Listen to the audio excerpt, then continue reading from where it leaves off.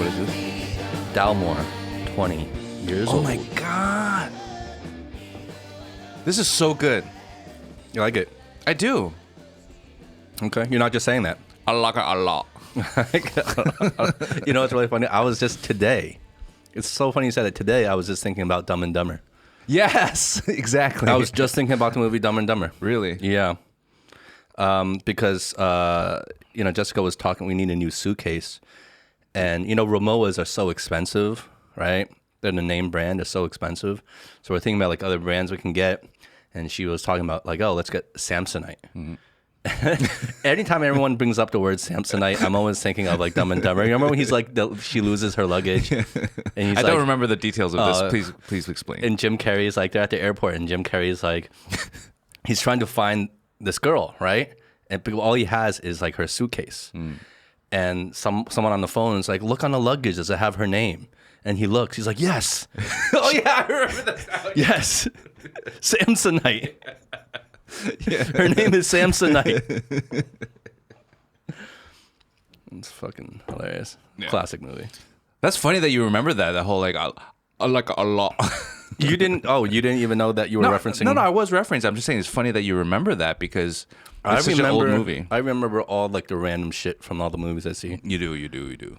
I have a horrible memory otherwise, but movies, shows, like I can just remember everything. That's crazy. Yeah. That's just crazy. But anyway, this is delicious with the Dalmore 20. Yeah. All right, cheers again. Man. It's good to be able to relax a little bit again. I feel like every single time that it's like you and I just like hanging out, I always feel like it's like I just finished a whole chunk of busy time. Okay. And I get really excited. I get really happy. I'm very happy right now. Really? I'm so happy. That warms the heart. Yeah. That warms the heart. So, okay, we don't want to talk about, like, you're always busy with work, right? Yeah, I've not been around for the past couple episodes, right? Yeah. Yeah, you haven't been around for the past couple episodes. I mean, we don't need to get into the whole work thing, but, like, it just seems like you're so happy when you have some time to do this podcast. What's been, like, getting you down? Oh, getting me down. Yeah, getting you downtown. Getting me downtown. Yeah. Down to get down. Downtown Brown. I have not been down, but I have been quite, because I don't think I have time to think about being down, because like... You're so down that you can't even think about being down. Is that what you're saying? It's like I'll get down when I can stop and think about being down. Otherwise, I'm not down. No, I don't think I'm down. I think it's like the only thing that gets me kind of... gets the blood cooking a little bit or boiling a little bit is sometimes during work or whatever, it's like through the communication process, dealing with clients, dealing with the talent on screen, celebrities or whatever, there's always something that really irks me, and I'm a little control freakish, so it makes me really upset or pissed off when things don't go my way, and then I'm just like, Urgh. And yeah, I just don't deal with that well. Well, let's give the listeners a little background. I know we can't, due to the nature of your job, we cannot reveal specifics. We cannot reveal names. Yeah. But you are always working with all these celebrities, right? Because you're shooting a lot of films and commercials. So it's all these celebrities. China's biggest celebrities are your clients, or who you're working with and who you're shooting with. So you have to deal with them directly. You have to talk to them directly. Yes. And I would have to imagine that adds a lot of pressure. Yes and no. Yes, if I think about it, it adds a lot of pressure. But because I'm not constantly watching or really following up on the local entertainment industry as closely as I probably should, so a lot of the celebrities don't mean that much to me. So when I look at them, I just look at them like any other talent. Wow. Well, that probably helps you a lot. Then. Huge, yeah. Because perfect example. So a recent shoot I had with a certain A-list celebrity, I had people on my team. There's one person on my team in particular that would be communicating with the actor or actress on set. And so their job is to not only, run the set, but also, communicate, my thoughts or whatever to the actor.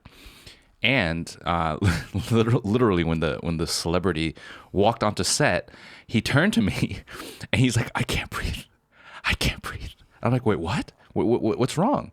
And he basically said that he was just very nervous because Wait, who are you talking about? You're talking about someone you work with when I they work saw the with, celebrity, yeah. So not the celebrity. yeah. The person I work with that would be communicating with the celebrity. Okay. I'm trying to be vague because I don't want to, yeah. you know what I mean. You know, Yeah, you know yeah. what I'm saying. So because the celebrity walked on set, the person I work with turned to me and was like, "I can't breathe. I can't breathe. I'm nervous." Right. And so because not only is the celebrity a very famous celebrity, but also that person is known to be quite the personality, quite the personality. You know, quite a little bit mean, a little bit bitchy. A handful. A handful. A handful. Yeah. And so, because we were talking about this before, leading up to the shoot, about like, oh, how we're going to deal with this person because this person is very difficult. And so I think it was already built up in his head. And this is the first time that the person I work with has worked with this celebrity. So he was building this up. And then I kept saying, I was like, it'll be fine. Don't worry. It'll be fine. Don't worry. And so when the time came, yeah, he kind of like lost it a little bit. And so I had to walk in, and because obviously I know who this person is. This person's quite famous. I've seen this person in billboards and films all over, but I don't have that connection, So I'm okay. So when You're not like starstruck. Not at all. Like if like Brad Pitt walked in, you know what I mean, I would probably be a little nervous because I'm a big fan of his work and stuff like that. You know what I mean? But but for this person, I'm okay. And so I would, so I took it on, like, don't worry, I'll do it. So after that, every single time it came time to communicate with this celebrity, he would look at me. He'd be like, are you going to come talk? Because usually in this role... You just couldn't handle it. Yeah, because usually in this role, like, this person would directly just communicate what my thoughts were, because we're on walkie-talkies. Okay. And so I'll be like, all right, I'm coming. There's a little bit you told me off air. We can't share the whole story on air, obviously, but this person is one of, if not the biggest celebrity in China. Yeah, up there. Can you say that? I would say it's up there. Up there. Up there. And you kind of lost your shit a little bit with this person. Can we get into that? If we can, we can move on. We don't have. I think I can be vague about it, and for the listeners out there, please understand I have to be vague about it. But basically what happened was through communicating, because as my job as a director, I need to, because I've been working on, let's say, this project for X amount of time before, leading up to it. There's a lot of people on set trying to make this project happen for the client. People working very hard, very little sleep leading up to this, for this one moment, right, to shoot. So with that in mind, and I like to work with professionals that treat this job professionally. So there's a certain type of environment that I feel like it should be kept, when we're shooting. Professionalism, yeah. Exactly. And there's time to laugh, there's time to like yell, there's time to all of that stuff, but let's be professional. And so as my job, as sort of like the gatekeeper for the whole vision to come out, I need to express how the celebrity needs to be on screen, right? What's the story? What's the emotion? What's the action? And just to clarify, you are the director. You are directing. Yes, I'm directing. Okay. And so I would express, for this shot, this is what you're supposed to do. This is what we're looking for. This is where the camera's going to be. And this is what we're going to do, right? And during this communication, if the person that I'm communicating with, the celebrity, is... like I said, I've shot a bunch of different celebrities before, and normally it's like, they're kind of like quick. Like, I get it. Let's shoot it because time is of essence, and I want to get this done. I get that, right? But if you kind of like come in immediately with like an angry face, and you're not cooperative, that's a problem. I have a problem with that because, like I said, everybody's here on set to make you look good, to do this job for the person who's paying you a shitload of money. Let's do this properly. And so when this person comes in and it's like giving attitude, and I'm not going to be specific what kind of attitude, but basically just giving attitude and making remarks that are quite unnecessary and just being uncooperative. Like just an asshole. Yeah. I'm just going to be clear. Yeah. An asshole. and it was very obvious for everybody. And the more asshole this person was, the more nervous that coworker that I had couldn't talk and stuff like that. He got even more crazy. He was like, "Oh my god, this person's crazy," you know. So yeah, and then I literally stared this person down and was ready to throw my headset and my monitor onto the ground and walk off. Because to me, I don't care. Like, I guess I'm just very straightforward in that way. Like, I'm doing this job. Yes, I love my job and I love doing what I do, but I'm a professional and I work with professionals. And if there's this person, just because they're famous or just because they feel like they have power, that they're able to treat people not like humans or not like other professionals, I can't accept that. And I don't care how low level I am in their eyes. You know, I still respect my job and I respect everyone else's job, you know? And so I got angry and I stared this person down and I was ready to just like let it go. And then I internally calmed myself down, walked off, but not without cursing. I was cursing a lot. I was like, motherfucker. Like that person heard it, you know, for sure. I have a bad temper and I was trying to like control it. But I let it out, but not in front of her. I let it out. He slipped a little bit. And and basically I sat down and then I had to be calmed down a little bit. And after that I was like, all right, you know what? Just only a couple more shots. Let's just get this through, you know, and move on. So yeah. Well, let me ask you, do you think it has anything to do with the level of respect or even intimidation factor that you have towards a certain celebrity, for example? Because like you said, like you're not that into like Chinese celebrity culture, let's say, right? Yeah. So when you have a big A-list Chinese celebrity come in, you know, you have other people on your team that are like just completely like hyperventilating, like freaking out because they're so starstruck. Meanwhile, to you, you're like, like whatever, just another normal person, you know, so I have a job to do. So maybe you have less tolerance for poor attitude and behavior from these people because you just don't give a shit as much. But let's say it was Brad Pitt, right? And because you grew up in a culture where, you know, these American celebrities were a little more part of your upbringing, and you probably have more respect, let's say, for Brad Pitt's talents. You know, if he came in and it was him and he was showing the same poor attitude, do you think you would have more tolerance about it? Like you would probably take more shit? I might back down a bit. Right? Honestly, I might back down a bit. I might be like, shut the fuck up, Howie. You know what I mean? Like, that's interesting though. Yeah, right? yeah. I might. I can give another example without naming names. So like a couple of weeks ago, I also was shooting something else, and another very famous celebrity, globally very famous, and same thing. I was warned. Like, you know, this person is could be difficult, has high standards, short-tempered, but not in the sense of like yelling, but in the sense of like that person just wants to get things done, right?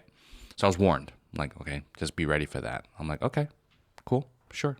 On set, you know, I started, you know, talking to them. I got introduced to this person, and we talked a little bit. And I felt a little bit cold. I get it. You don't know who I am, you know. And we talked, but receptive, professional, right? Like, what are we doing? Okay, cool, let's do this. Boom, we start doing it. But I slipped on one of the takes.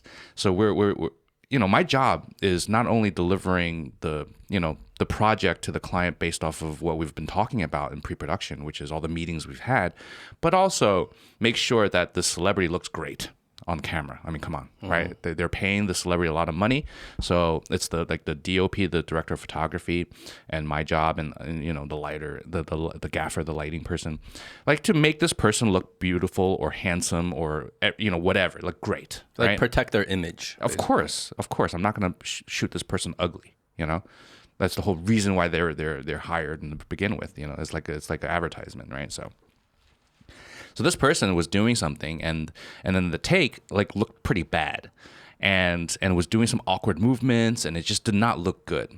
And I'm just in the moment because I'm very passionate what I do. I'm in the moment, and I just like jump up, and I'm like, cut, and I run over, And I say it a little loud so everyone hears it, and I'm like, "Oh, that was bad. Like that did not look good. That did not look good. We got to change this direction. You know, I want to make sure you look the best with this." And I said that I want to make sure you look the best, but that did not look good. It looked kind of awkward. You look awkward. So let's not do awkward, right? And then I realized, oh shit, did I just say that like right to this person's face without, you know what I mean?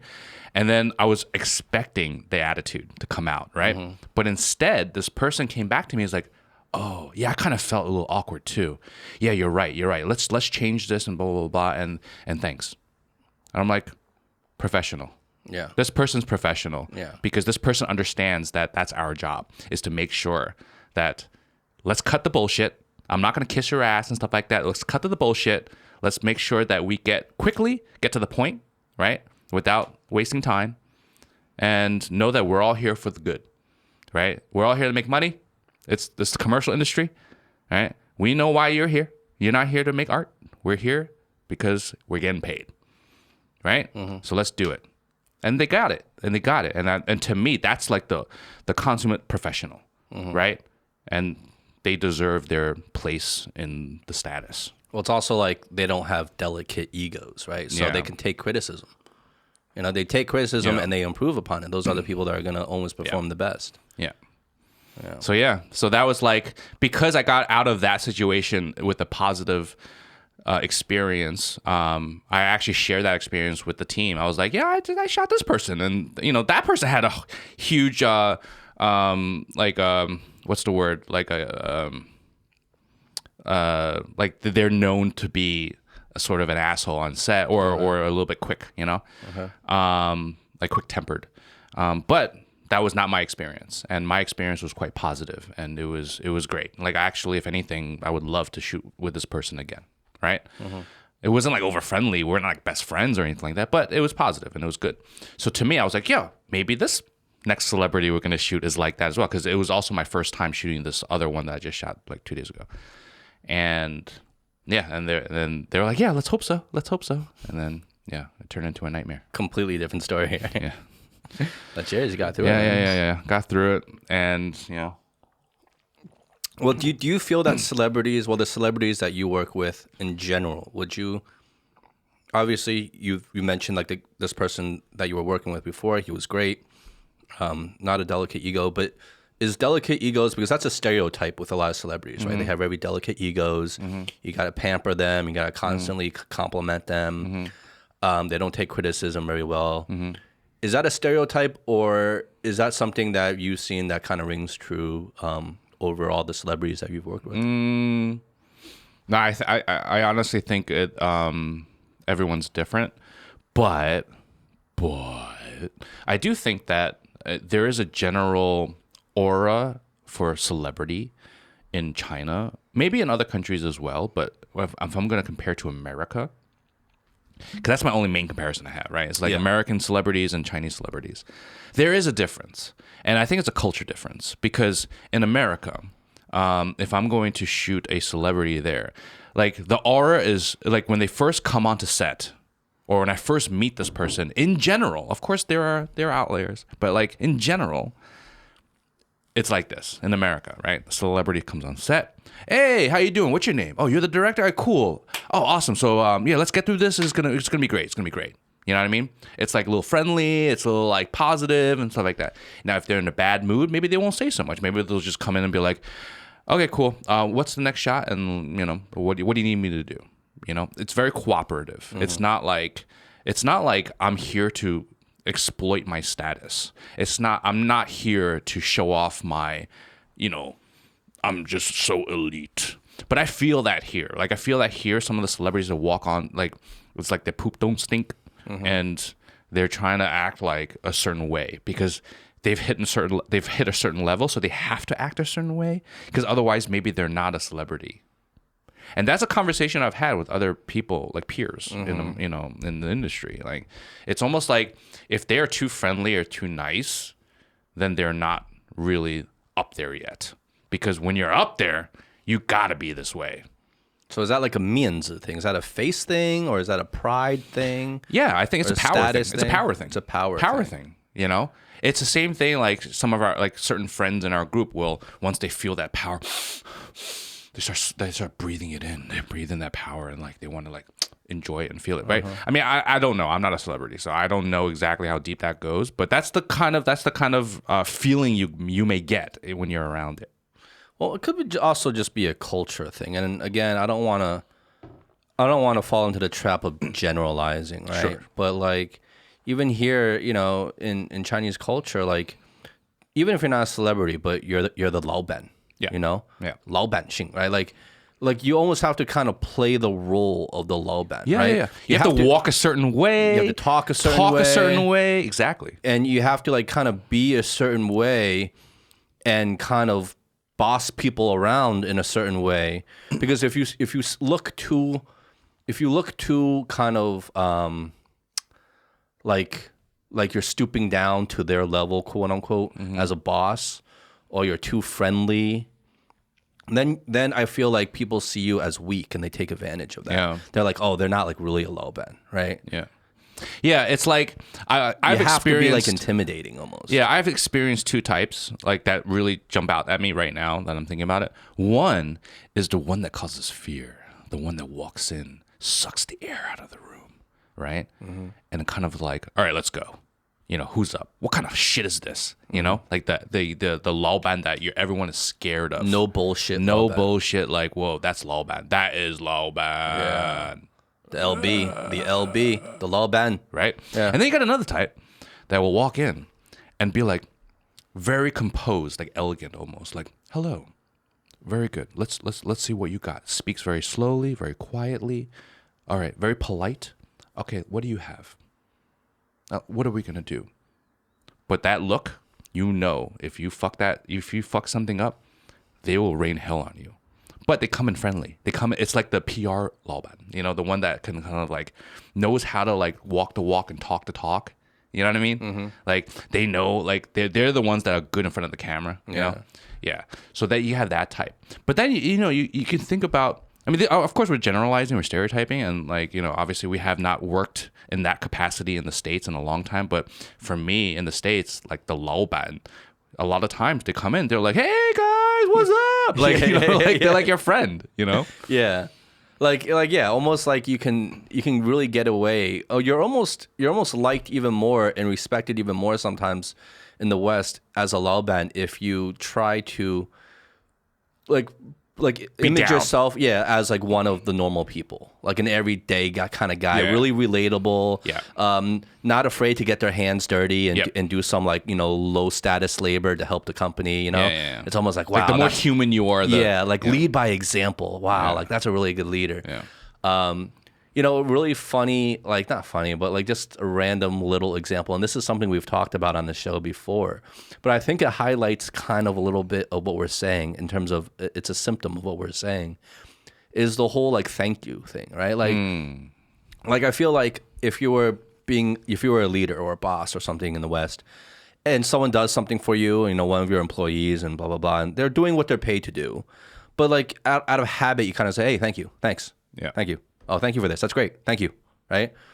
And when I got here to China, because that's so much part of like the American culture is just like throwing out thank yous like they're nothing, right? Just a reflex. But here, I feel like I realized that when I was saying thank you all the time, especially to people that were that I was paying for work or other companies that I was giving business to and partnering with, and I'd be like, hey, yeah, thank you, 谢谢. It's like 不好意思. 对, and they look at me like, 这个应该的. Like, and I almost Offended. felt like, that they saw me as almost weaker for saying thank you. Like I'm 太礼貌了. Like a 老板你不用那么礼貌，你是老板，他们是应该的，你在付钱, right? So it was almost like kind of like, oh yeah, okay. But it was so hard not to say thank you because it's so much part of our culture. I feel it's almost rude not to say thank you. Yeah. But here it's like you're almost like making yourself look weak by saying thank you sometimes. Perfect example. I'm going to add on to this. So when I'm on set, I talk to everybody. Like I'm just like friendly with everybody. I'm just you know me. You know how I get, right? So I'm joking around nonstop with people, just making sure that the vibe is good. And I remember there's one time I went up to this like a sort of like a production assistant. They're like the entry level kind of position. They're there like as an assistant. They're not high responsibility. But I remember this one time, like I saw this guy again, like a few times. There's a couple of shoots. I recognized the face, right? So I'm up to him. I'm like, hey, it's you again. You know, I'm like, hey, how you doing? How you been? He looks at me like I'm a fucking alien. He's like, huh? I'm like, what's up? Good to see you again. Great to work together again. You know, 很开心又可以合作.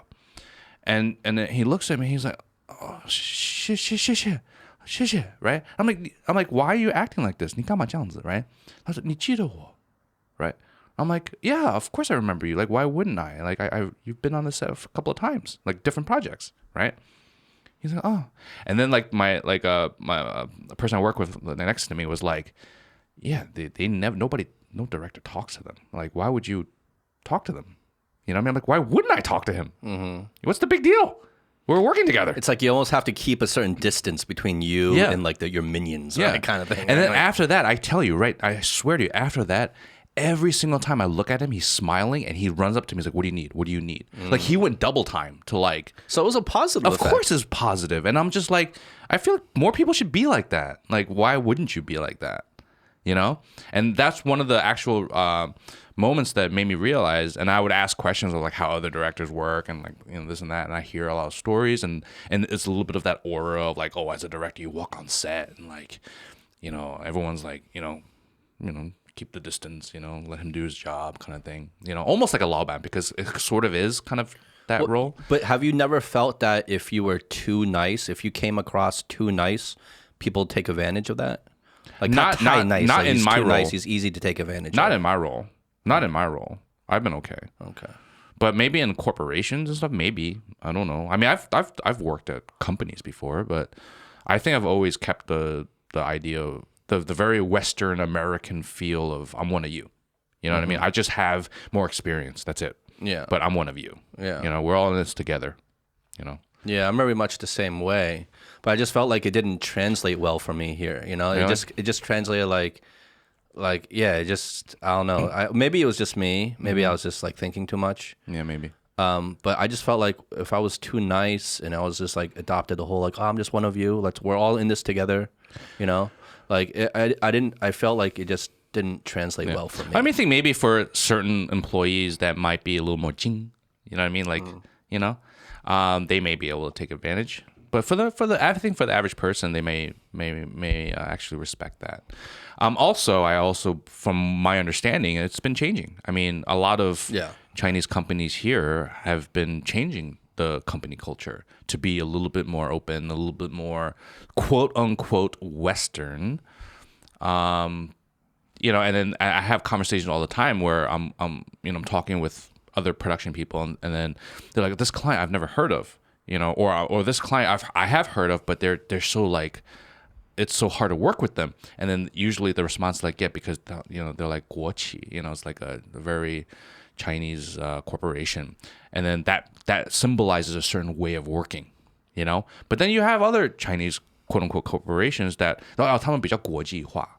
You know, they're a little bit more international feel. And that means that, you know, maybe their management level people have a little bit more control, a little bit more trust from their superiors, so they can make decisions a little bit easier. Maybe they understand a lot of different artistic techniques a little bit more and stuff like that. So in terms of my industry, we have that conversation, and we have, I have heard people say that, yeah, the 国企这个概念, like, is always going to be there, but it's not as prevalent as it used to be. Mm-hmm. Yeah, you have a lot of younger, successful companies started by young people that, you know, do not buy into that. And yeah, I wanna change topics a little bit, because as you were talking, I'm like looking at you, and I'm thinking like. Have you had a anxiety attack recently? Why are you asking that? I don't know, because like I remember we have an old episode, right? Yeah. And we talked about your panic attacks. Yeah. And how you used to be plagued by panic attacks. You would always have them, and they would always like it affected, not always. It affected your health. Yeah. Okay. So to recap, what we used to say is that I had panic attacks, especially heavy ones, severe ones, when I was younger, when I was in New York. And there's a couple of moments in particular that really popped out. And then recently, in the past couple of years here in Shanghai, they kind of returned, but not as strong. But they were there once in a while. They would come and cause my insomnia or other reactions, but not as strong, right? But I had them, and I haven't had them in a while. Like What is a while? probably since that time when we recorded. Oh, that's a long time ago. Yeah, maybe like a year, maybe. That's over a year. Yeah, I really don't know what was the cause or why, because like I said, there is no rhyme or reason. A lot of times I'm asking myself, why is this happening? I don't know. It could be from stress from work, but I've been pretty stressed recently from work, but I have not been having anxiety attacks. I mean, maybe it's like a lesser degree where I'll wake up earlier than I want.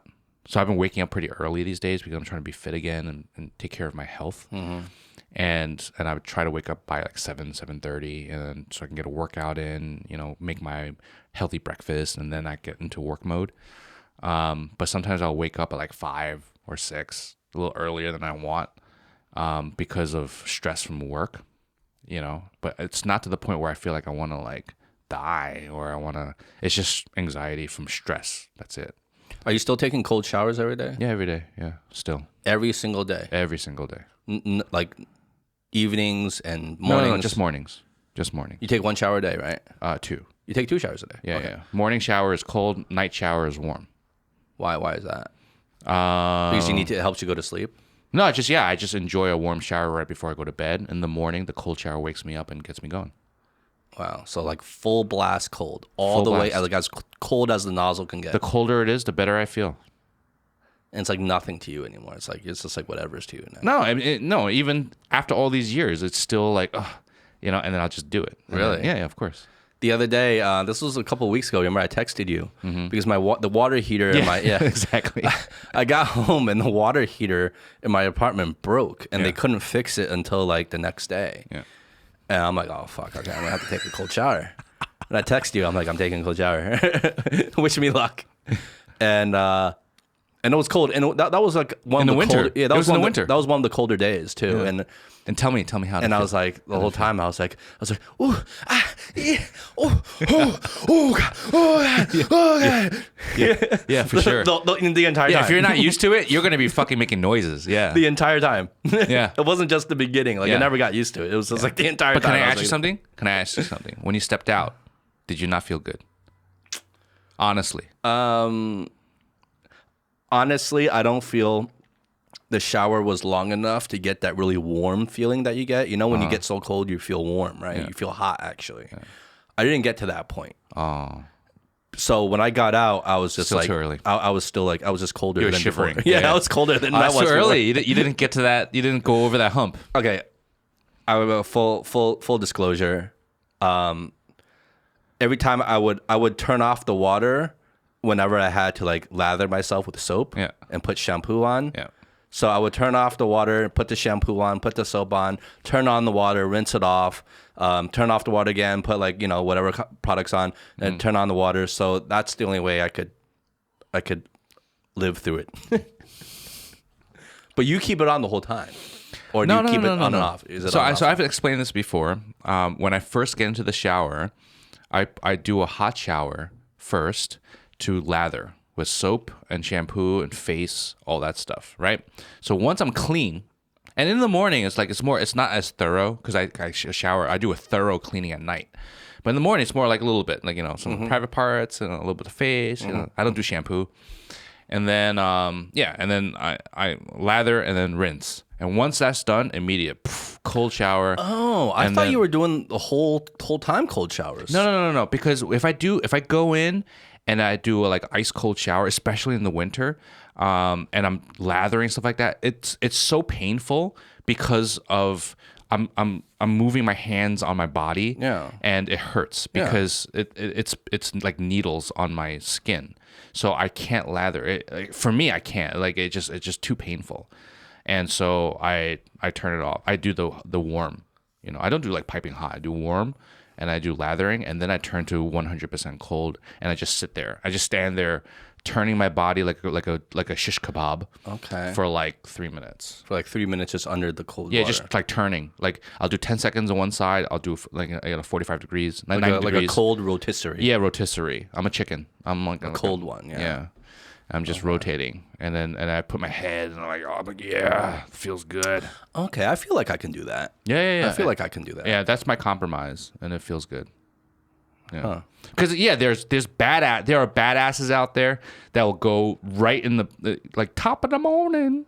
It's freezing, and go right into a cold shower, and then like huff and puff, and then just like live it. For a lot of people who might be listening who don't know about cold showers, what are some of the supposed health benefits of doing cold showers that you know of? So, because this has been researched, right? There's a lot of research goes into taking cold showers. Yeah. So one thing, so what got me into doing it, some of the benefits were, one is that it does make me feel good. So it wakes me up, adrenaline kicks in, and that adrenaline feels good, right?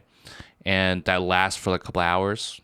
Maybe a little bit less now because my body's so used to it, but especially in the beginning, it would last a couple of hours, and I just felt great. Like, it's been known to battle depression because the adrenaline kind of takes over, you know, and then makes you feel really good, you know. So you kind of don't have time to be depressed, right? And like Jingsun, right? It's just you feel very energetic, and then some other benefits is good for the skin. The cold water, it's good for your pores. And if you want like shiny skin, I mean, it's good for that. Yeah. Warm water is actually good as well. So that's why it's good to have both. Also, it's a fat loss. It helps with fat burning. Yeah, I heard that. I heard it really helps with like fat the brown loss. fat. Yeah. It helps with burning brown fat. Yeah. And then the one other thing that I actually really do believe in is it kind of programs your mind to get into the mentality of I can overcome things, right? Because it's a natural instinct for your body to not want to put yourself through that, right? The cold water does not feel good. It doesn't feel good, you know, until you get used to it. So it's a natural instinct for your body to, once that ice cold water hits your skin, to be like, woo, no, right? But no, you tough it out. It's a mental game. You tough it out, and then you're like, okay, well, I can do this. And then once you start doing that, then you could be like, in life, like, I could do that. You know, yeah, I can deal with this, you know, pain, or I can deal with that pressure, or I can deal with that asshole, or whatever. It's just training your brain to be able to get over things. Yeah, so there's actually a lot of documented health benefits of doing cold therapy in general now, whether it's taking cold showers or like just like Wim Hof, that guy, like he's all into like cold therapy. Yeah. I would love to get someone like him on to talk about it, because there's so many like new documented health benefits of cold therapy now. You know, they climbed, like, I forget if it was Kilimanjaro or what crazy mountain. They climbed it with a team naked. Yes. They climbed the mountain to the top naked, and they did it in record time. Yeah. And no one got hurt. Yeah. So there's another thing that I forgot to mention that's another benefit of the cold shower is health benefits, like literal sickness prevention. Yeah. Right? And so... boost immune systems, boost metabolism. And I've told you this before. Like, you remember when we used to do Roxanne together. Yeah. You were the person that used to always say to me, dude, you're always sick. Yeah. Do you remember that? Yeah. You were always like, you always had these like little annoying sicknesses. Yeah. You were just like a sickly child. Yeah, you were like, why are you always sick? You're always like sneezing and sniffling, and like you have a cold like nonstop, like all year long, right? When do you ever see me like that now? Yeah, you've gotten so much better. I haven't. If you notice, I'm unable to like criticize you or make fun of you in the last couple of years. In terms of catching a cold or that kind of stuff, no, I don't. No, and I can. That's one of the actual benefits that people have said. Even your panic attacks have went away. Yeah. So we don't know if it's linked to the cold showers, but you know, it's. But you've been, it kind of coincides. Right? Yeah, and I feel like in general, I mean that all. I feel like that all goes together, and that is one of the benefits that have been documented, that your immune system gets boosted, right? Because not only does your adrenaline kick in, you know, but you're also your immune system kicks in, and so I have a higher tolerance for cold. You know, I can be cold like longer, not feel as bad. You know. It also has a lot to do with breathing techniques, right? Because to fight the cold, you need to have like really good breathing techniques. Yeah. Well, because you can hyperventilate because you're cold. You're, you know, you're gonna breathe quicker. You know, but one thing that you're supposed to do when you're doing a cold shower eventually is that, I mean, especially if you're doing longer times, is control your breathing. It's almost meditative, right? Yeah. So it's like you're standing underneath the shower, it's freezing, and you have to breathe through your nose, out through your mouth, and count, right? And that's how I know the timing of how long I'm under the water, because I'm counting, you know? So I'm counting my breaths and like breathing slowly, controlling my heartbeat and stuff like that, and it feels good. And the next thing you know, the time goes by pretty quickly. And then just like you asked, I'm like, am I used to it? You'll never be used to it, because the second that the cold water hits your skin, you're gonna have a reaction. You're gonna be like, oh, right? But I just don't scream anymore. It's just you know what I mean? You whimper now. Yeah. And now it's more like, you know, I just like do a heavy breath, you know, because I'm okay. I know it's coming, and then it's quicker to adjust, and then you breathe, and it feels good. Highly recommended to everybody. Yeah, I mean, you've been doing it for a long time, and I mean, the fact that you keep doing it and you stay persistent, and I have to imagine you're feeling like real tangible benefits. Even though none of us are experts on this, we can't really say for sure it's because of the cold showers. But I mean, a lot of things seem to line up, right? And I think anyone that's interested, because none of us, you know, Howie and myself, we're not experts on this, go online and look it up, do some research. There's a lot of new research and new data right now about how subjecting yourself to cold temperatures, whether it's outdoors or through a shower or through other means, there's a lot of new documented health benefits to that. Yeah. So you can really dive in deep online and find out a lot of information on that. But you know, one thing that I really have to say, because a lot of people. First of all, let me ask you, Justin, how many other people do you know do this? Nobody. No, exactly. It's just you. Same thing with me. I know nobody else that does this, right? In general, whoever I tell that I do this, they're always saying, oh, what? You're the first person that I know that do this, right? And then whenever I say you should try it, I always hear the same reaction, right? Male and female, I get the same reaction. Doesn't matter how old you are, if you're a girl or guy. What? Why would I do that? Why? Why would I submit myself to even feel that? Why? I'm perfectly happy having a hot shower. Yeah. A hot shower feels good. Yeah, it sure does. I am happy with that, right? Yeah. And then my response is always like, okay, well, if, you know, once I've named all the benefits, if none of that is attractive to you, then don't do it, right? Maybe you don't need it. But if you feel like, you know what, you kind of need something in your life, you know, you kind of need to try to like switch up your perspective a little bit, right? You feel like you're a little groggy in the morning. You don't feel so like energetic, you know. You mean it's a qi you're like, I don't want to go to work. I don't want to do anything like that. I would say try it. I honestly say just try it. Like, what do you have to lose? You have you start off with 30 seconds, a minute, 2 minutes, build up to 3. But start off with like 15, 30 seconds. You know, you don't have to do it that long, and build up to it. You know, it's just like working out, right? If you're going to tell somebody to work out, that first workout section is going to feel like ass. It's going to be the worst. It's going to be the worst feeling in the world. But then after you work out for a couple of months, working out feels great. Yeah. Does it not? Yeah. Same idea. And you feel worse if you don't work out once you get to that state. It's the same freaking idea. And I've said this example as well. Once you get used to doing the cold shower, in the middle of winter when it's 零度, like 0 degrees out there, right? And I don't turn on the heat in my home, right? I never turn on the heat. That's one of the things we don't do, right? It's just cold in the freaking home, right? I'll wake up in the morning freezing. My nose is red, frozen, right? I'll take my cold shower and I'll walk around with just boxers making my coffee. And everyone's like, what the fuck is wrong with you? But I'm like, I feel good, right? Yeah. And then that one day, I just didn't do it. I had a hot shower and I go make my coffee in my boxers. And guess what, guys? I'm shivering. I'm like, oh. And I don't feel good. So it's so clear. It's crystal clear to me. I got to do this because it makes me feel good. I feel better after doing it. But I think there's, yeah, I agree. I mean, no one, if 99% of people are not going to be like, fuck you, I'm not taking a cold shower. That's fine. But I think even more so here in China, there is a also cultural bias to cold things, Yes. right? There is. Like especially with women, because they go through their periods and stuff like Yes. that. But there's a cultural bias here in terms of cold things. Like even cold, no one serves cold water, right? Yes. So like in the Western countries, like cold water is like a standard. Of course, you're serving cold water with ice, right? Yes. Like, but here everything is warm water or room temperature water. Yes. Even in the summer. Yeah, even in the summer. Yes. Even you go to some restaurants, even their beer is room temperature sometimes. Yes. Less so now. I see that a lot less now. But anyway, there's a certain kind of stigma with cold. Like it's bad for your body to drink cold things, right?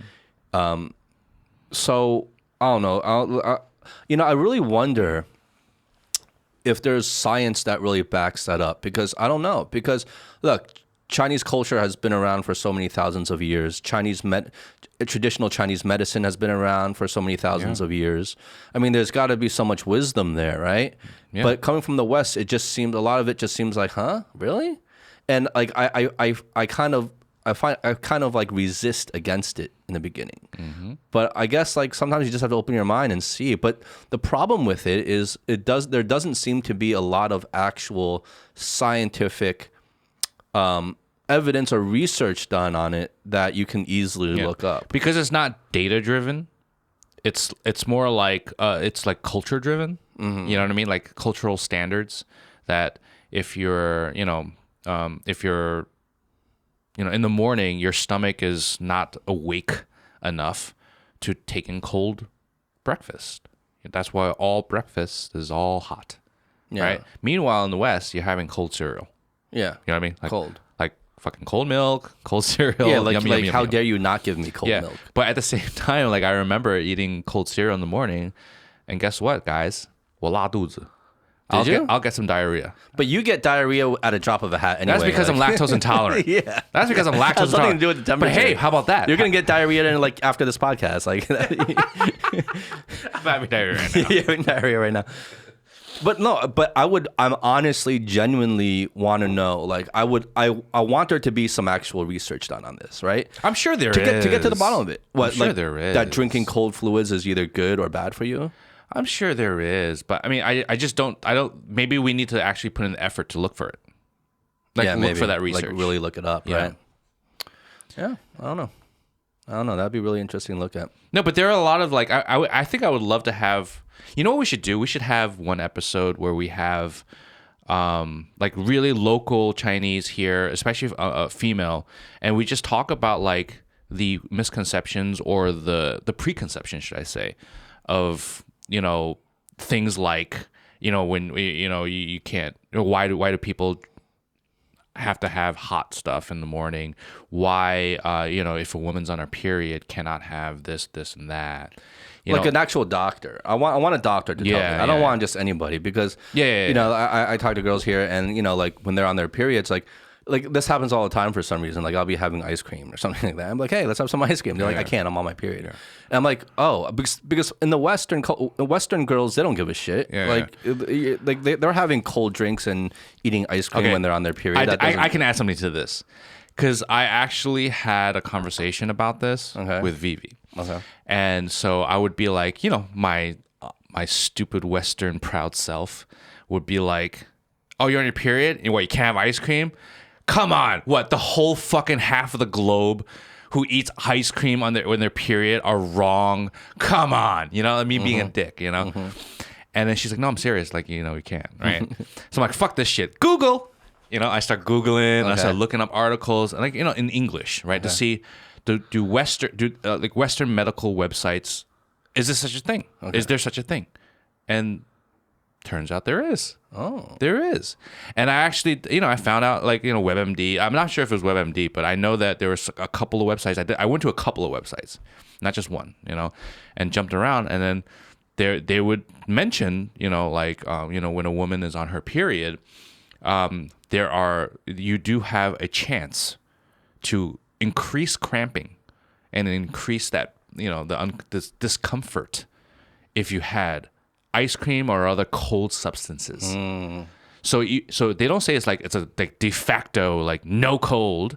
They're just saying that you're increasing the chance for cramps. And you're increasing the chance of discomfort. Okay. So that's not a good thing. But you can still do it if you want.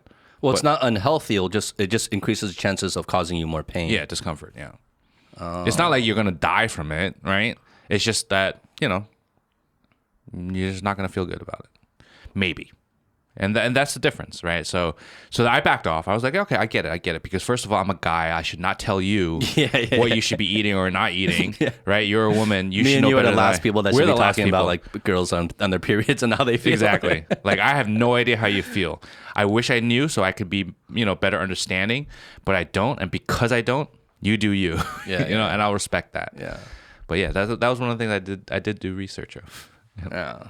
There's Yeah, I would love to get somebody on that's like an expert in like TCM, right? Like traditional Chinese medicine, and just go and dive into that whole world, because that's a world like I'm very ignorant to. But there's got to be so much wisdom in there after all these thousands of years, right? Yeah, there's got to be something. That is true. We definitely need to find someone like that, because for like traditional Chinese medicine or TCM. From one, you have medicine that is nature-based, right? Herbs, right? Plant-based medicine, right? Most of the medicine it's not artificial. It's like just these weird exotic herbs and spices. Even when I had my gout, I'm taking all these like tea, like infused herbs to make this tea that's supposed to help, my kidney and stuff like that. Meanwhile, in the West, it's like pills, right? It's like you take this pill. It's artificially created, and you take this pill. Acupuncture, right? That's TCM, right? So hitting pressure points, like all these different parts that affect your, you prick a point in your wrist, it affects your spleen, like just random stuff like that, bottom of your foot, it's your brain, even in the West, they're starting to accept some of that as science. Yeah. Yeah. But the way it was explained to me was that Chinese medicine is much more holistic. So they if you have symptoms, it's more about like addressing the balance of the overall body. Right, like the overall body as a whole is out of balance, and trying to bring it back into balance. Yin and the yang. Yeah. Whereas Western medicine is purely about just addressing the specific symptom. Yeah. Like attacking the symptom specifically, without like a lot of regard to like the body as a whole. It's much less holistic in that sense. But I feel like Chinese medicine now, at least when I go to the hospital, I feel like it's a mix now. It's not just 100% holistic natural remedies. And it's not 100% Western, artificially created medicine. It's a mix. Yeah. I feel like it's a mix now. Well, you get mixed medication. Every time I go to a hospital, some of it is Chinese medicine, some of it is just like Western pills. But one thing's for sure, though. No matter what, whether it's a bruise all the way to, gout or whatever, I'm getting bags of stuff. It's not just like one box. Like one box fixes all. Yeah. It's like I got 30 different things I got to do. I got to drink tea at this time. I got to take this pill at that time. I got to eat this thing at that time. But let me ask you, though, okay? When shit really hits the fan with something, like you're in a lot of pain, or you're really, really sick, right? Or you have a serious injury of some sort. Yeah. Are you taking Chinese medicine, or are you taking like Western pills? Like I'm going for those pills, you know what I'm saying? Well, for the traditional like remedies, like a headache, or like, having a flu or something like that. I go for the Western stuff because I grew up on it and I know that they work. Well, it's also instant relief. I feel like Chinese medicine takes time. Takes time. It's more about maintaining your body, and it's like balancing the, putting the body back into balance. Oh yeah, for sure. I mean, I've taken headache medicine, like pain relief pills, or tablets or whatever that are TCM, and I remember thinking, like I even said it to Vivi, I'm like, they're not doing shit. Like nothing is happening. Nothing is happening. I'm in pain. It's not doing anything. Yeah. And I was just like, no, give me Aleve. Give me Tylenol, please. How much of it you think is like a placebo effect too, though? Just like because we're more comfortable with Western medicine because we grew up with it. I don't know. Like we need it, you know? I don't know. I mean, we can totally open up the can of worms of conspiracy theories of medicine's actual usage. Mm-hmm. You know what I mean? And how some medicines may be placebos, you know, like literally sugar pills, Yeah. you know, but sold as medicine. But I think we should not open that. Let's open up a different can of worms here. Let me pour you some more. Yeah, let's do it. I haven't drank in a long time, so I'm enjoying this, guys. I'm enjoying this drink. Have you been keeping up to date with current events back in the States at all? Not really. Oh, well, except for like the Asian hate crime stuff. Asian hate crime stuff, huh? You kind of can't avoid that, you know. You kind of Especially can't as an avoid Asian, that. right? Well, that's something we haven't really talked about on the show yet, right? We haven't, and I feel like we should. I don't know. Like, what do you? God, like, what is there really to say, right? What is there really to say right now? Okay, so this is my perspective. So I'll be honest with you. This topic you cannot avoid because not just internationally, but also locally, people talk about it. You know, Are they talking about that here? I've been asked. Yeah, I've been asked. Like when I'm, out working, and they'd be like, "Yo, what's going on with America?" Like, you know what I mean? Like, Or is that just a general sentiment, or is it specifically towards yes, the Asian? I do crime? get that all the time. What is going on with America? Yes, all the time. But it's just also about the whole Asian hate crime. Like, why are they hating us? You know, that kind of stuff. And like, I don't know. From my perspective, not living there and not having lived there for over a decade, over 10 years, I feel like it's been coming. You know, it's been like this. It's like a slow boil. You know, you're boiling water, and at the start you have like little bubbles. You know, but it's not really boiling yet. But now I feel like it's starting to really boil. Before it was a simmering. It's like a simmer. Now A it's a little full pop boil. of a bottle here and there. But yeah, it's a full boil now, and the reason I say that is because we've mentioned this here and there in all our episodes, here and there. The type of racism or stereotyping we've experienced growing up in America. And I know you, Justin, have not had as many racist moments as I had, because we've talked about this before. I feel like I've had more than you. But because of that, I felt like it's been coming. You know, and I mean personally, I've never tolerated racism or stereotyping. I've always done my best to stand up for myself, and I'm just glad that it's kind of like out on the table right now. But at the same time, I feel like it's been there the whole time. It's like Okay, because that gets down to kind of what I wanted to ask you. Like, is it something that's always been there, but now there's just a light on it, and it's 100%. just, or is it just kind of like a new kind of thing, It's right? not new. I know, it's not new. Look, for anyone that's been really following this show for like the last, I don't know, year or so, I mean, we've had episodes, and if you're curious, you can check out our last episode that we did with Charles Zinn. And we set up, and this was in the early days of COVID. This was this was in the early days. It was just like March of 2020 or something like that. Something like that.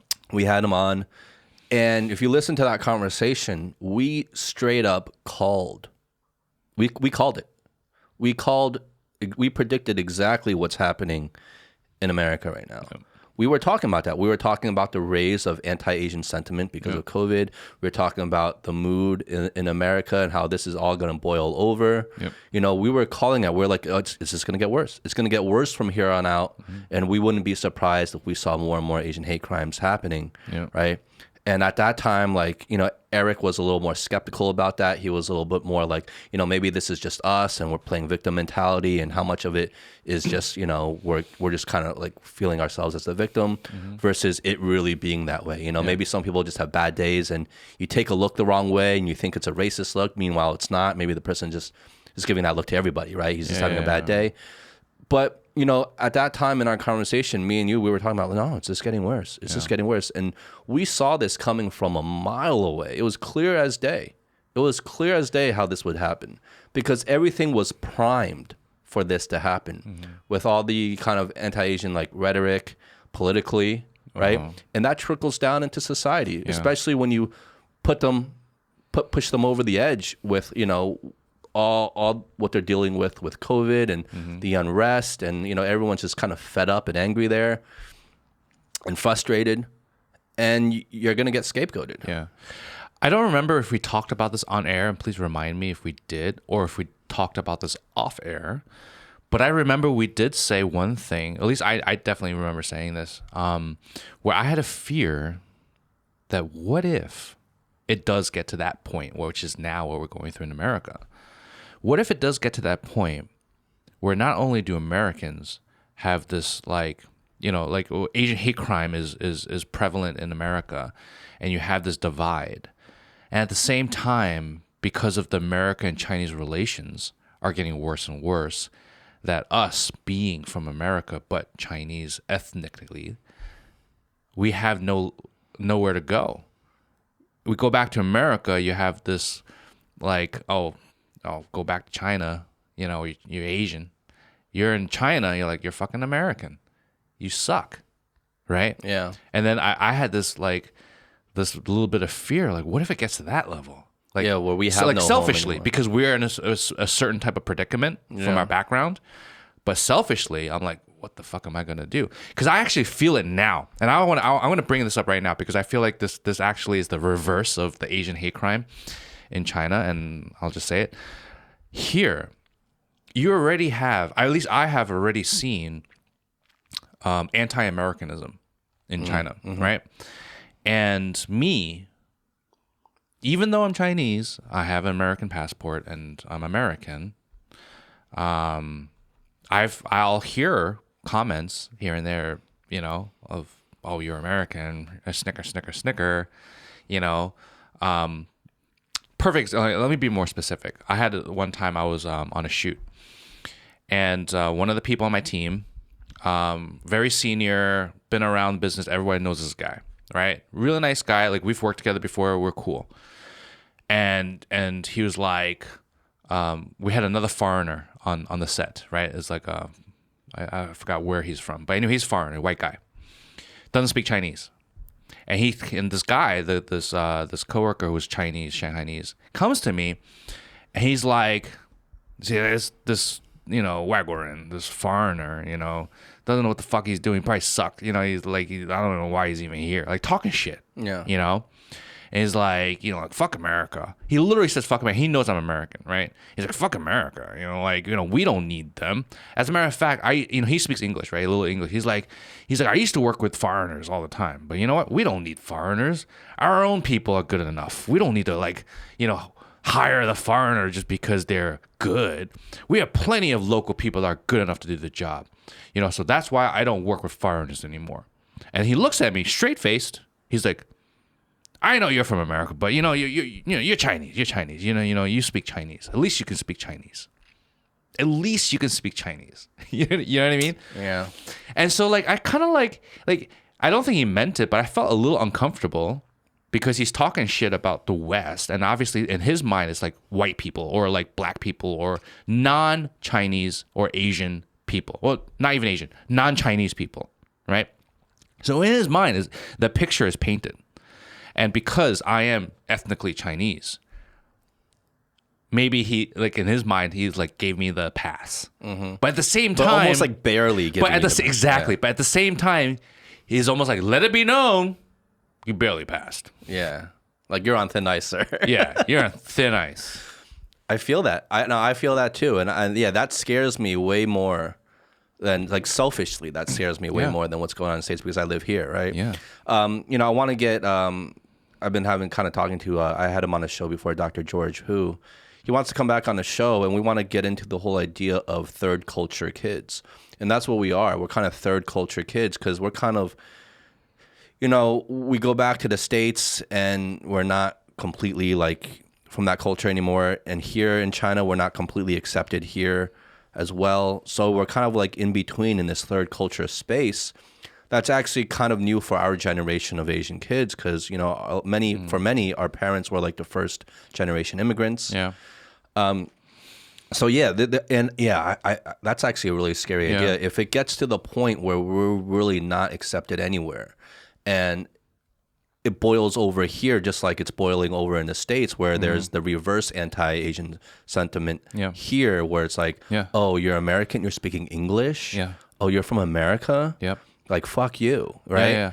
And it's like shit, like because it's like you said, it's already happening here, and it's the same kind of prejudice and bias and kind of ignorance that's happening in the States, but it's happening here in a reverse way. Yep.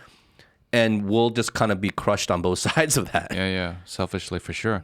I mean, before we got on air, I was mentioning another example, right? Yeah. Well, we were talking about, before recording this, Justin and I were talking about the pettiness of netizens here in China. Well, globally, but specifically in China. And, you know, the comments that are left on social media platforms, the pettiness, like the things that people say are just so crazy sometimes. And one moment in particular was with our friend Charles, actually. He has some issues with his restaurant, you know, previously. And people were on the attack because they were very against something that he did in the restaurant that he's very, you know, over now, he's apologized and stuff like that. But at that moment, it was sort of like a reckoning, if I may, right? And I was on the social platforms and seeing what kind of response he was getting, and he was getting a lot of media attention about it. And I saw all this really negative vitriol towards him being an ABC, American-born Chinese, or Western Chinese. Like it wasn't even about what he did. It was just the fact that he was an ABC. It was the fact that he was Western, like he was, he's American, right? Yeah. So he has a passport, he's an American passport, but he's Chinese, right? Yeah. He speaks Chinese perfectly, he speaks Shanghainese, right? Yeah. So it's like, yeah, it doesn't matter. You're American, right? So all this horrible language towards him of being like, go back. We don't need you. You think you're better than us. You know, get the fuck out of here. That type of language. Not even about what he said or what he did or, you know, whatever that scandal was. Yeah. Nothing about it. And then here I am reading it and wanting to respond, but at the same time thinking, they're talking about me too. Yeah. They're talking about me as well. And I've been living here for 13 years. No, 14 years now, you know. I love being here. I've also mentioned that ever since moving back here, I've never felt more comfortable in my own skin because I'm around my own people, in quote unquote, right? And then I just suddenly felt like alone. I just felt like,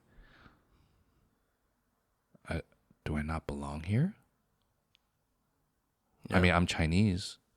Do I not belong here? I mean, did I have a choice? I was born in America. So do I not belong here? And I felt really, really sad. You know? I felt really sad. And at first I came onto these platforms wanting to defend my friend because I know him and I know he's a good guy, and I felt it was a little unfair. But the netizens just went off. And like I said, they just went off on him being American Chinese, and I couldn't respond. I didn't respond. I was like, because they're yelling at me too.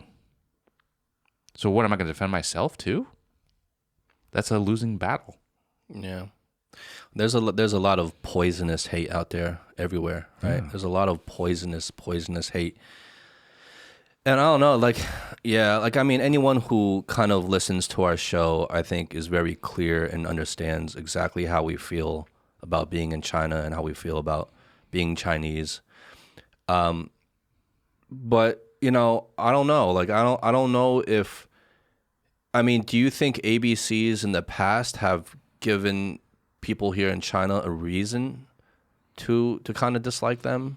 Or do you feel it's all just like it's happening in the States? It's just because of like a lot of political scapegoating, political tension that's kind of trickling over and boiling over. You know, like what is it really? I mean, we have mentioned in the past with Jenny, actually, remember, like, what is the stereotypical ABC, quote unquote, ABC meaning the first Western Chinese. The first episode we did. Yeah, meaning Western Chinese. When I say ABC, we're just saying Western Chinese, right? Western background Chinese. You know, we've mentioned that people usually say, "Oh, you're ABC," or "你们都不好的." I've heard that before. They're like, because, you know, whether a quote unquote male ABCs are a little bit too promiscuous or arrogant, maybe elitist, arrogant, feeling elitist. Well, a lot of women, you know, I've heard that ABC or Western educated Asian women, Chinese women are a little bit more arrogant. Stereotype. Once again, we're stereotyping, right? The guys are a little bit arrogant, promiscuous. They think they're better than everybody else. They think that because they were Western educated or grew up with a Western background, that they're better than everyone. That's just a reaction that a lot of local people have had and they felt. Whether or not that's true, that's an argument. But there's, like we've also said before, there's always some truth. There's always some truth. Otherwise, why would people say it, right? Yeah. So I can see it, but that doesn't mean. But you know, we've also talked about being open-minded enough that you don't generalize a whole population based off of a few bad eggs. You know? Yeah. And I would argue, like, for any ABCs or Westerners that are living in China, I mean, I would give them the benefit of the doubt, because if they're choosing to live here and spend their time here, I mean, clearly they appreciate something about this place to be here, at least for the most part, right? So it's like, you know, I wouldn't, you know, the ones that are here, I would, you know, it sucks that there is a portion of the population that might see ABCs like us in that kind of light, right? Like very negative, like you're fucking American, like get the fuck out of here, like, you know, like you're all fucking snobs, y'all think you're better than us, like we don't need you, kind of thing. And I mean, it all ties back to the tension between the two countries, and yeah, it's scary to kind of see where this is headed, because we talked about this before, like nationalism is the biggest threat, I think, to humanity. Outside of natural disaster and like an asteroid fucking coming down and hitting the earth, I think it's the idea of nationalism. It's the idea of these artificial borders that we draw. Yeah. And based off of these artificial man-made borders that we draw and decide, we're like, okay, well, you're from this country, you're from that country, you're of this race, you're of that race, whatever it is. And then the whole kind of human tribalism tendency kicks in after that and amplifies it because of these borders. It's just like this nationalism is a more specific leg or arm of pride. Yeah. At the end of the day. Yeah. And pride is one of the 7 deadly sins. So yeah, if you can be cognizant of the moments where you feel that nationalism or when you feel that pride kick in, maybe stop for a second and be like, am I reacting this way deservedly so? Is this necessary? Do I really need to feel that pride right now? Well, you can see how it's so tempting for Chinese people to feel very nationalistic, which much more the young generation of Chinese here are being very nationalistic, very super much so. National pride, right? But you can see how, like, I mean, if I was growing up and part of the younger generation here, I'd probably feel the same way. It's super tempting because you're coming from a country that is growing and improving and has always been kind of bullied and stepped on by other Western powers through its past, right? And now, and it's always been scapegoated, and you know, in Western media, I've talked about that in my last episode. And now, like all of a sudden, it's like a sports team. All of a sudden, like fucking, you're fucking, you guys are doing really well. You guys have got a great record. You're getting all these all-stars on your team now, and it's like, fuck yeah, I'm gonna root for my team. Like it's about time. Like we've been the underdogs for so long. Now we're coming into power. Fuck yeah, I'm gonna ride or die with this team. You know, I'm gonna ride or die with this country. Yeah.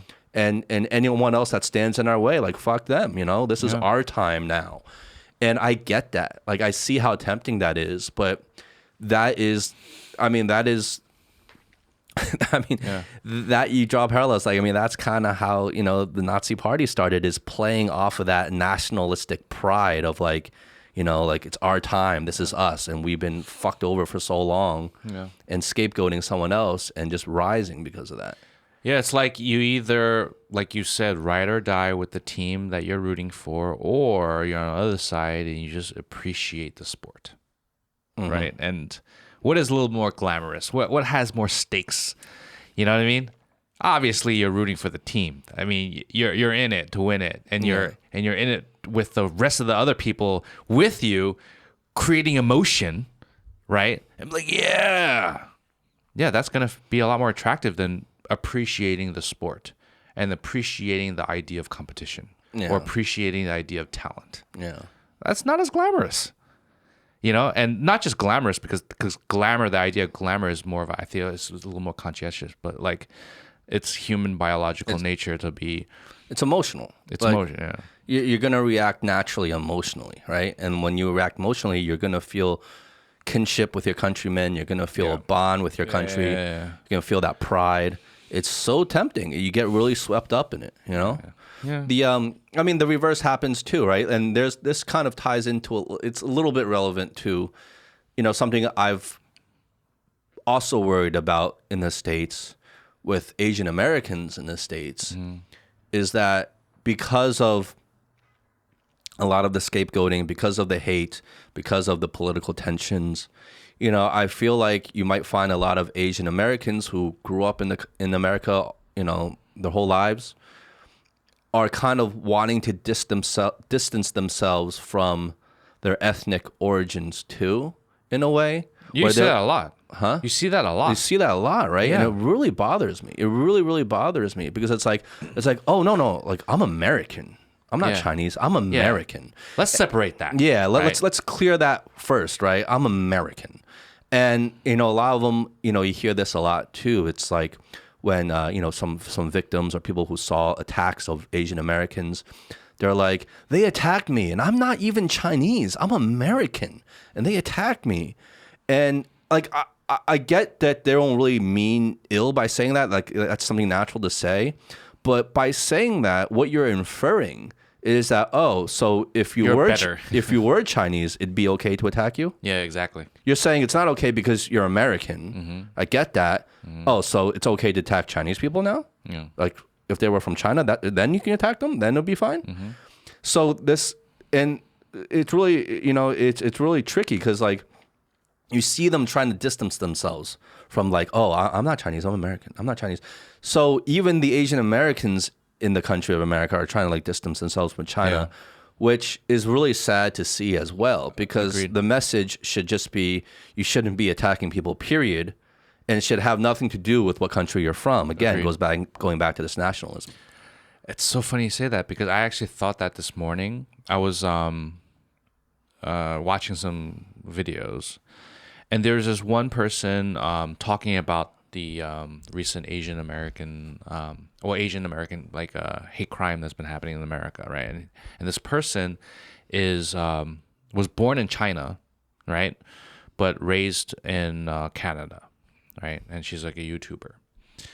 And so she was talking about, I mean, at first I was into it because she was talking about how fucked up the whole, like all the hate crimes and just in general, like racism and stereotypes towards Asians, like, you know, just stuff that we've been talking about, very on the nose and really good. And all of a sudden, she flips it and she's like, and at the end of the day, all this hate towards us, Asians living here in America or in Canada, at the end of the day, we're not Chinese, you know? And I like just totally flipped the script. It's like, we're not Chinese. Sure, I was born in China. Sure. But there's a reason why I left. I left because I didn't agree with, whatever, and that kind of stuff. And all of a sudden, it's like she's trying to point out how much she's better than everybody because, she's in the West and growing up there. And she went off, and I just got disgusted. Like, I was just like, are you serious? Like that's your defense now? Yeah. At first, like you were good because we're all talking about Asians in general, about how wrongly, like the mistreatment or even like the ignorance that has been put upon Asian Americans in general. Well, she's becoming the very thing that she's standing up against. Exactly. And all of a sudden she flips the script. She's like, even though I was born in mainland China. And I think that's why a lot of fucking Chinese people fucking have a bad image of these ABCs. It's because of people like that. So disgusting. People who are like distancing themselves from like their Chinese ethnicity or origin, right? And it's just like, yeah, it's pathetic. At It's the really end pathetic. of the day, a stranger, not saying a stranger is white, black, Asian, whatever, a stranger who doesn't know you is not going to differentiate you from being from America, from Canada, from Australia, from China, from Japan, from India. I don't know. I don't know. I'm a stranger. Asian is Asian to them. I don't know where you're from. Yeah. Right? You can be like Indian Chinese, right? You look like Chinese, but you grew up in India, or African, right? You got those kind of people as well, right? Doesn't matter where you're from, because I don't know. I don't know you. So I'm just going to look at you as Asian, period. So that should be like that standard that you should think about. Yeah. Right? It's Asian. Yeah. So forget about you trying to differentiate yourself if you're Asian American or whatever. Like, oh, I'm better than real Chinese or real Korean or real Japan. Oh, I think it's a play for sympathy, right? It's a play for sympathy with the majority of Americans who are not Asian, and be like, hey, look, I'm one of you guys. I'm one of you guys. Yeah, I'm one of you guys. Accept me. I'm American. I'm as an American as you like white man, black man, whoever, right? Like, I'm one of you guys. Accept me. Yeah, accept me. But here, hold on. I'm gonna pivot for one second. Because one of the things that gets discussed a lot about the whole Asian American experience is that the Asian American, or the Asian living in America, quote unquote, are the model minority, right? The closest thing to whiteness as a minority as one can get, right? I mean, you've heard that rhetoric before, right? And that's why you don't get as much hate crime towards Asians. You get like bad language and get made fun of and shit like that, and they're stereotypes, but they're the model minority. They're the closest thing to the whiteness, so the whiteness are like, okay, we're good. We're not going to give you trouble, right? Because you keep your head down. You don't get out of hand. You don't really speak up. Not like the other minorities. Yeah. Right, quote unquote. Right. Like, you're quiet. You're docile. Okay, we'll put up with you. But let's really think about that for a second, and think about what I just said about the whole like let's say ABCs or people who grew up in the West, but they're really but they're Asian or Chinese, and they say, I am American. They're buying into the whole model minority stigma, right? They're buying into I'm accepted. I mean, come on, how could you not accept me? I thought we're in. I thought we're cool. It's the whole yes master mentality. Yeah, I thought we're cool. Yeah. Are you serious? Yeah. That's what it is?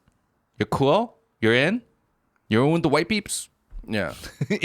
Well, look, nothing against when I say that, let me just say I have nothing against white people. I'm just using that as a you hate white people so much. Yeah, obviously not. I'm just using these stereotypes that are said, right? I'm just using the language that is expressed that's easier to discuss with, right? So that's the only reason I'm saying that and generalizing.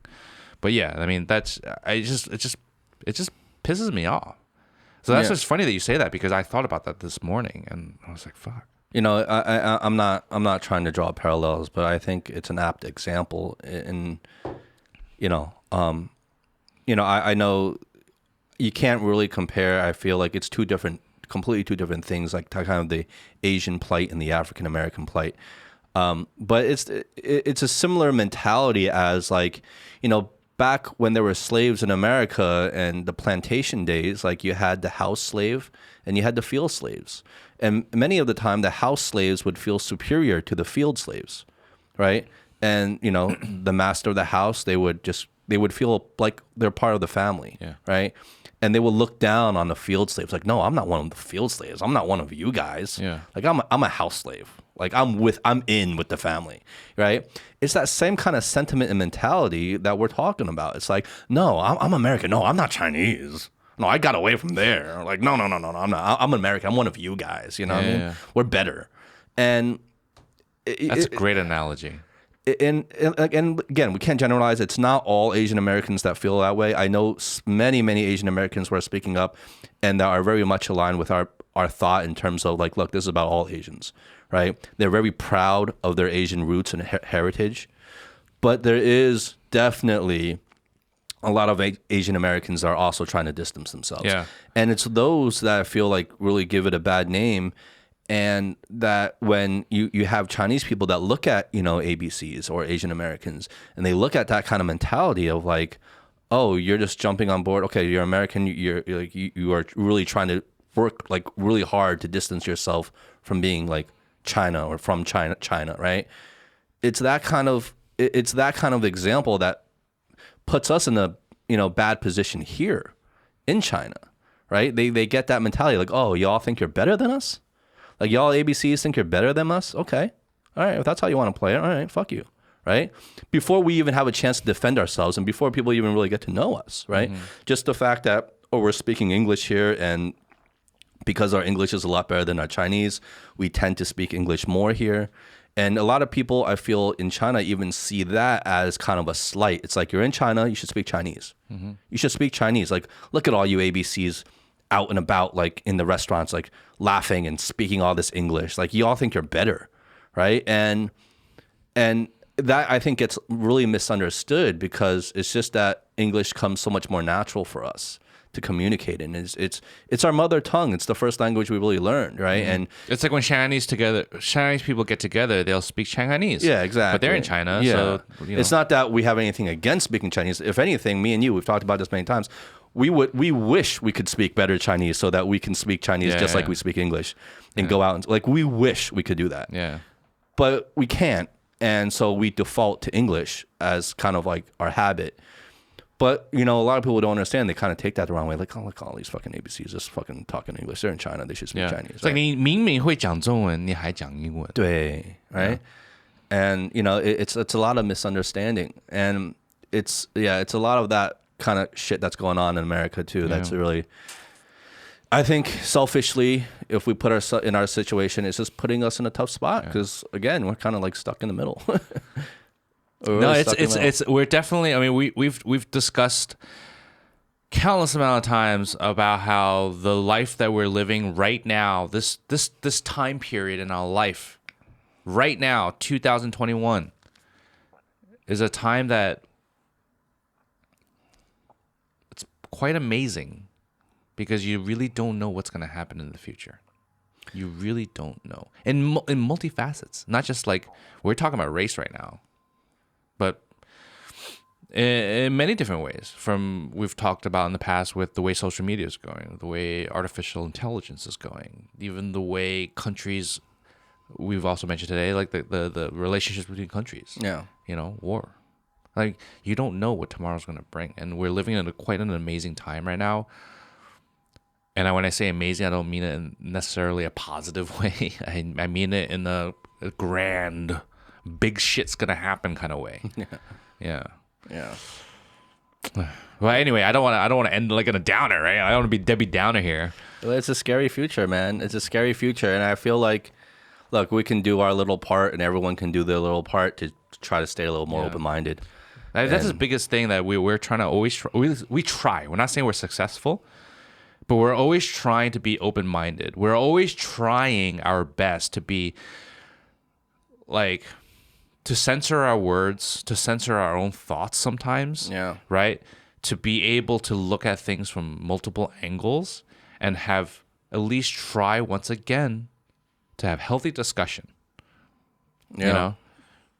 I think it's, don't buy into all that man-made artificial shit. You know what I mean? Like, don't buy into the politics. Don't buy into things like nationalism. I harp on the idea of nationalism because I think in many ways a lot of it boils down to that. And it's this idea of like, and it's so man-made, right? It's so artificial and man-made. What country you're from, where you happen to be born, and it's ridiculous. So I think whenever we get emotional about politics, I think the first thing I always try to do is I always try to repeat to myself, okay, is this kind of like a nationalistic tendency, the way I'm feeling right now, the emotions I'm feeling, which are natural emotions. But when I can zoom out and be like, oh, okay, this is kind of, I'm buying into the whole nationalistic construct. And when I realize that, I'm like, okay, and I just see people as people, human behavior as human behavior, whether it's positive or negative human behavior. And when you start seeing it like that, you start seeing cases as individual cases, and not everything becomes like a personal attack to you. Yeah. And what It's you not about represent. you. At the end of the day, it's believe it or not. Look, there's shitty things and shitty people everywhere, right? It's And not about you. it has nothing to do with what country you're from. Yeah. I guess. But anyway. Yeah. Yeah, I guess getting a little preachy, but who cares? It's okay. Cheers. Cheers, Jess. Good to see you. It's been a while. A little. Yeah, it's man. good. It's good to I think it's good to get this off our chest because it's something I think we've always been thinking about. It's not always something we're always too comfortable talking about, but because it gets a little personal sometimes. But I feel like right now is the perfect time to really, really talk about this and get it off our chest. The whole idea of nations, the whole idea of race, the whole idea of hate towards any kind of ethnic group. I mean, it's like you say, it's a crazy time we're living in where this is starting to boil over on all sides, and hopefully better judgment will prevail. That's all you can do. Yeah. I hope. All right, guys. We love you. I'm Justin. And I am Howie. You sound so depressed. I'm actually not. I'm really happy. Yeah, you feel better now? I feel. Yeah, I'm fine. I'm fine. Okay, whatever. I'm feeling good. All right, guys. Be good. Be well. Later. Peace. There is a sad